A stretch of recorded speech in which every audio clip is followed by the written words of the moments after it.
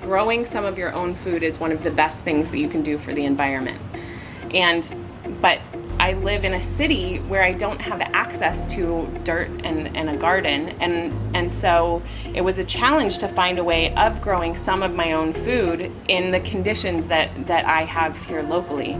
And so it was really just a matter of experimentation once I thought about hydroponics and how they could possibly be made to fit the conditions of a window. So hydroponics is a different way of growing, and the plant's roots actually grow differently. So in soil, they have to grow very large root systems to go find new water and nutrients in the soil.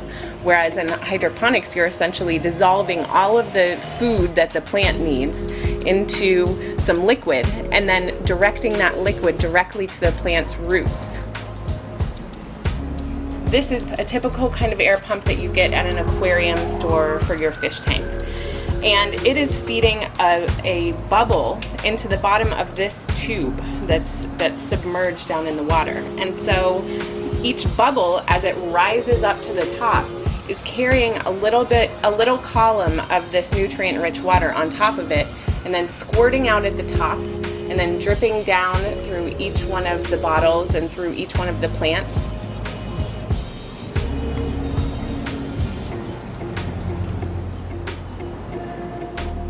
More than 13,000 people around the world have downloaded the instructions.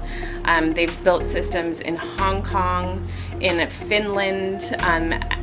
There was a whole team there that really wanted to grow vegetables during the middle of the dark days of the winter. People in every hemisphere at this point have done it. In general, a lot of kind of leafy kinds of vegetables and greens, when they come to us in the stores, they've usually been trucked for 3 or 4 days, or it's been 3 or 4 days since they were actually harvested. And throughout the course of that process, they're essentially dying. And so the leafy greens that we end up getting are usually have lost a lot of their nutritive value at that point. When I take a bite off of this kale right now, I'm getting all of the nutrients that are there in its in this living leaf.